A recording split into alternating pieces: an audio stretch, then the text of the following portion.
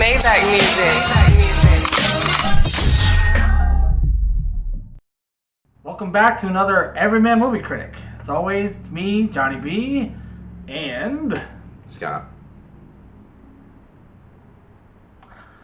So this week we're going to talk about skit comedy actors who have made it versus ones who have not.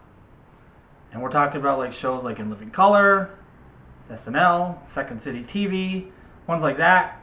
There's quite a lot of actors that are involved in this category, so if we don't touch on everything this week, I'm sure we could do another video in the future.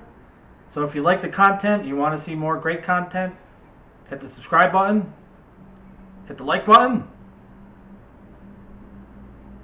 leave a comment below on what you thought of the video, and turn on notifications so you can know when the new videos come out. So first actor I wanted to talk about, and it's because he just was in a new movie that just came out this weekend, Sonic the Hedgehog, and he was back to his old form from the 90s, and that's Jim Carrey from In Living Color. And I know how Scott feels about this guy, but I think he's a good actor, and I think he's done both great comedy, and he did a lot of great drama movies like Truman Show, but he really hit his stride in the 90s with movies like Dumb and Dumber and Mask, and those movies actually came out the same year, I believe, Mask and Dumb and Dumber. I think Mask was before Dumber and Dumber. Well, there was one year that he had two movies come out back to back in the same year because he was just so on top of his game. It could have been. It's just that the first movie I saw from him, besides one that was really good, was his vampire movie. Oh, you're talking about Once Bitten. Yeah. Once Bitten was with Lauren he was good with that. Yeah, that was a pretty decent movie. But then I saw The Mask, and I love The Mask. I mean, Cameron Diaz blew him away. That was her first movie. Yeah. And that was a good movie. But then he goes through when he does every single thing the same way, the same jokes, the same stuff, over and over and over and over again. He became famous for something, which was his over-the-top acting and comedic style, and that's what people liked. No, I didn't like it because it was boring. It was the same. Well, it was good thing you weren't the general audiences because that's what they liked, and that's what he did. And he was horrible for it. And he went ahead and he went and did some decent things. I mean, he was great in Truman Show. Yeah, Truman Show was pretty good, but I'm talking more like when he was Andy Kaufman. Yes, Man on the Moon was a very good movie. He was great in that. And he got passed over for the Academy, even though he really deserved an Academy Award for it. He got the Golden Globe, which is kind of funny because then the Academy just 2 years in a row that actually happened to him. And something like a Mystic something or Truman Show, he got passed over. He won the Golden Globe for Best Actor, and then he got screwed over in the Academy, and then Man on the Moon, same thing. Well, there was a movie that it was called like The Mystic or Majestic or something. Majestic. Yeah. That wasn't bad. That was a decent drama. But it's just it wasn't a big critical success, but it was a decent movie. He did good in it. I agree. I'm talking about the crappy ones that he did, like after he did The Mask. I saw The Mask before I saw Ace Ventura. But Dumb and Dumber was a good movie. Dumb and Dumber was. He didn't do the over the top stuff too much in that. He was just stupid in it. I mean, I didn't. And don't get me wrong though either. I didn't like Jeff him. Daniels are awesome. I didn't like him in as Fire Marshal Bill either. So I thought he was stupid in that. At least I don't think he would ever do anything like that with a movie. I sure hope not. He did. He would have done that in the 90s. Yeah, he kind of did do that. That's part of the same stuff the same comedy shit that he was doing in the over the top stuff. I know. Yes, I know. But he's a good movie. Like in Grinch, he did a good job in that. That was over the top. And then he did a lot of dramas. He did some dramas for a while. He did a horror movie, Number 23, which I thought was an interesting decision for him, even though the movie really... What was it? Number 23. I've never seen that. Yeah, it was a horror movie. Something about the significance of the number 23, and he was just going insane with it. Was it a spin-off of Seven? No. Yeah, because that's a great comedy. Well, you said it was a horror movie. All right, so in the theme of actors who did dramas and comedies, we got Adam Sandler. He definitely has done both. Adam Sandler is one of the better ones. He was also known for one specific type of movie in the 80s or in the 90s where he did the name of the character that he was playing was the name of the character of the movie was the name of the movie, like Happy Gilmore, Billy Madison, Waterboy, Little Nicky.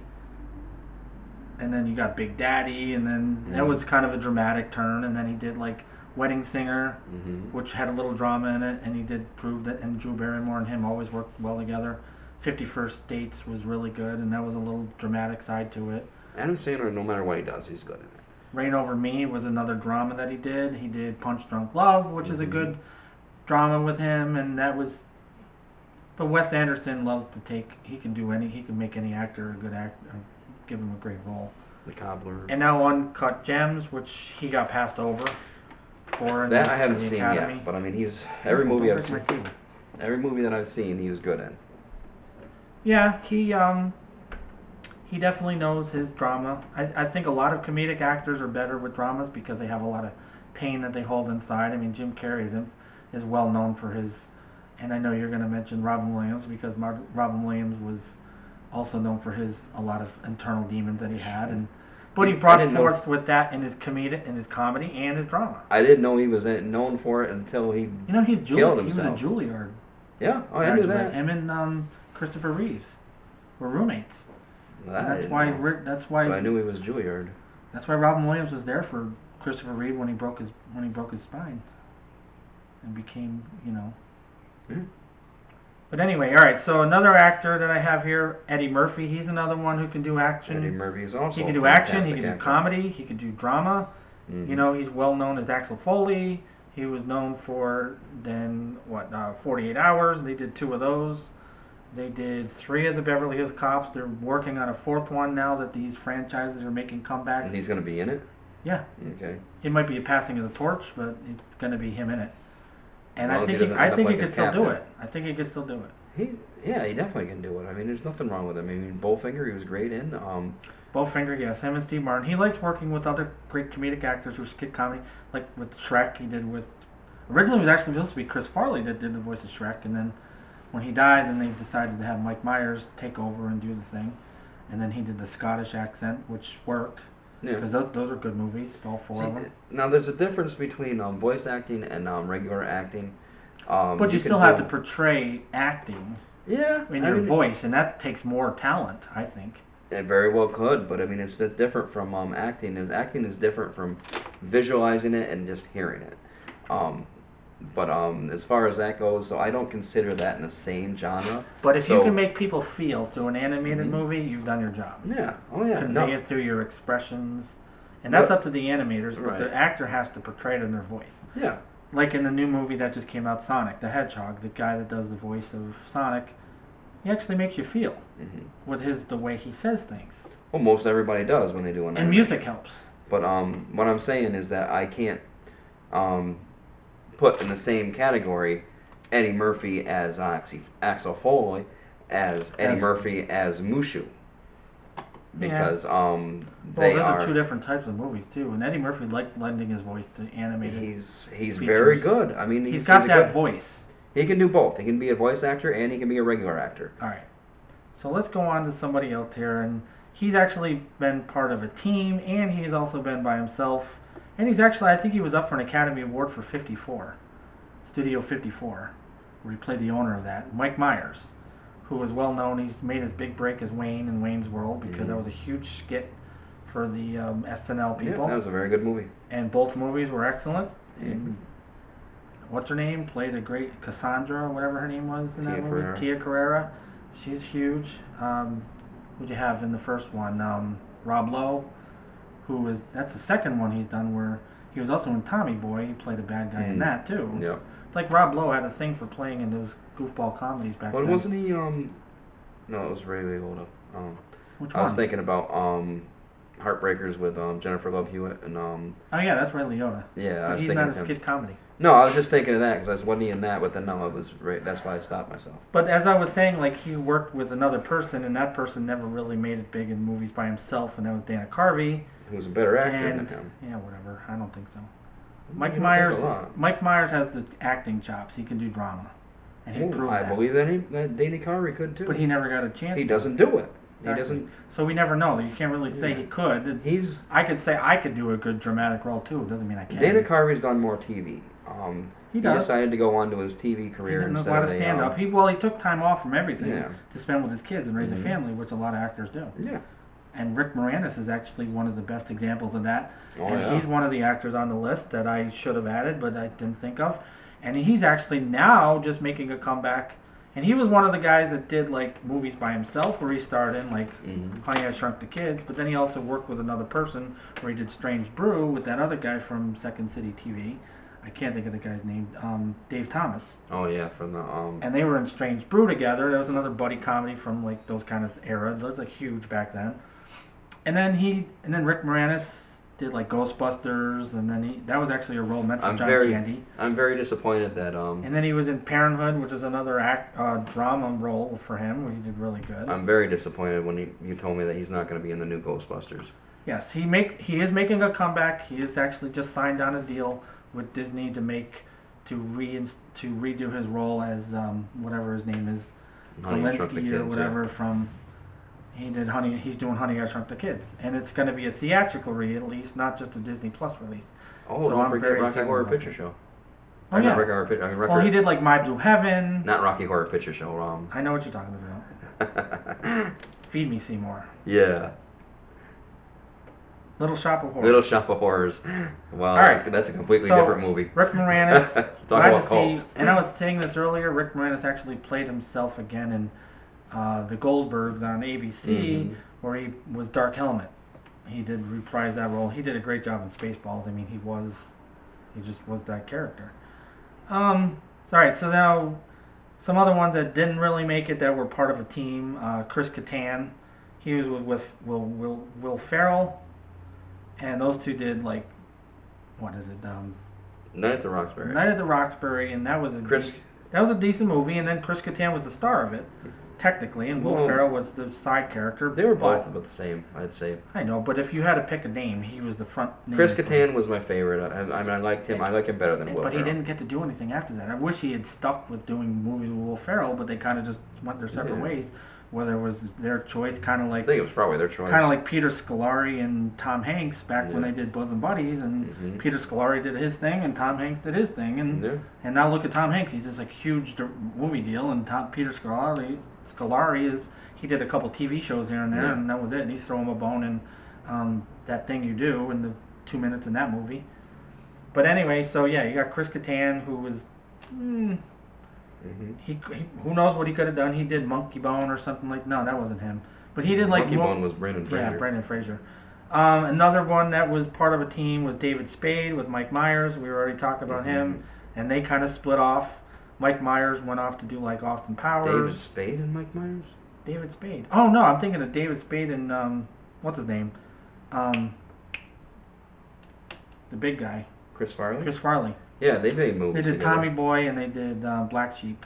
David Spade was, I think he was better than Chris Farley. But David Spade really never, and then he latched on to Adam Sandler and did a bunch of bit parts in his movies. Like Rob Schneider is another example of that. Rob Schneider's made some Grown good Ups movies. is the culmination of all that. Rob Schneider, I think, made some good movies. But he didn't do anything commercially. You said something about Deuce Bigelow. Deuce Bigelow was a commercial success because they did spawn a sequel. And then they made that movie there that we were talking about earlier Animal. about where he changed places with Anna Faris. Well, he didn't change places with her. She kind of fell in love with him. But he changed places with a high school girl. I don't remember what the. If you guys girl's know the name name of was. the movie he's talking about, please leave a comment below. I don't know what the heck he's talking about. But it was very good. Yeah, Anna Faris was in it. She was the best friend of the girl that he changed places with. It was very good. It's one of those. Yeah, they do a lot of those movies, and you'd mentioned that before, where they do a lot of where they change places with adults to kids. This time he was a jewel thief or some kind of thief, and he switched with a high school girl. So that was weird, and it was kind of funny. A lot of parts that they did stuff that I hadn't seen before, about discovering parts that they didn't have before. But it's definitely something. Yes, exactly. It was a family movie. All right, so let's see. Who else do we got didn't here? show it. Now we got a family of actors from skit comedy, and that's the Wayans brothers. And there's siblings and cousins and whatnot. But Damon Wayans tried to do his thing where he was in a couple action movies back in the day. He was trying Blank Man. Who was in that? He was in Blank Man. But I'm talking about like with Bruce Willis and him. They did that Last Boy Scout. Oh, yeah. Which was a decent movie. An action movie. Was there something called Bulletproof? Who was in that? Bulletproof, yeah. It was him and Adam Sandler. Okay, he was in that, yeah. Okay. Yep. Damon Wayans, he did a pretty good job with that. Keenan Ivory, who tried to star in movies. He was in Low Down Dirty Shame. What Wayans was in White Chicks? That was Marlon and his brother, Sean. Marlon and Sean were in that? Okay. Yeah. I mean, there's so many of them. I got them all confused. Well, Keenan Ivory is what I'm talking about. Yeah. He was in that movie with, it was The Glimmer Man with